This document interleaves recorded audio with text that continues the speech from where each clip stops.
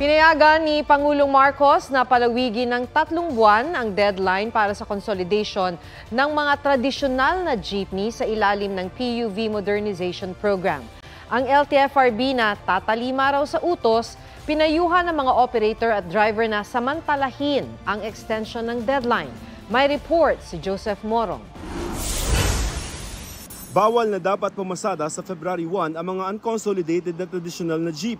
Sabi kasi noon ni Pangulong Marcos, wala nang extension ang deadline ng consolidation sa ilalim ng PUV Modernization Program. Ang mga hindi nakaabot sa deadline ituturing na kolorum dahil kakanselahin na ang kanilang prangkisa. Pero kanina, biglang kambyo ang Pangulo. Sabi ng Presidential Communications Office o PCO, pinayagan ni Pangulong Marcos na i-extend ng 3 buwan o hanggang April 30, 2024 ang deadline para sa consolidation. Alinsunod daw sa rekomendasyon ni Transport Secretary Jaime Bautista. Ito ay para bigyan ng pagkakataon ng mga hindi pa nakakapag-consolidate. Dahil sa extension, hindi na muna itutuloy ang panguhuli sa mga unconsolidated na mga traditional na jeepney sa February 1.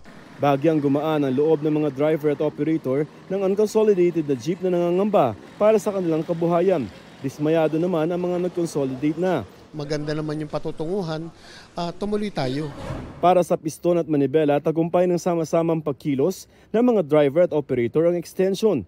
Pero di raw sapat ang extension lamang kaya patuloy silang kikilos hanggang mabasura ang PUV Modernization Program.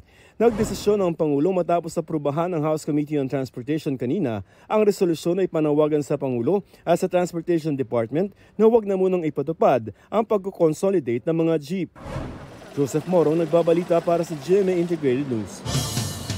Mga kapuso, alamin ang State of the Nation. Mag-subscribe sa GMA Integrated News sa YouTube. Sa ating mga kapuso abroad, samahan niyo kami sa GMA Pinoy TV at sa www.gmanews.tv.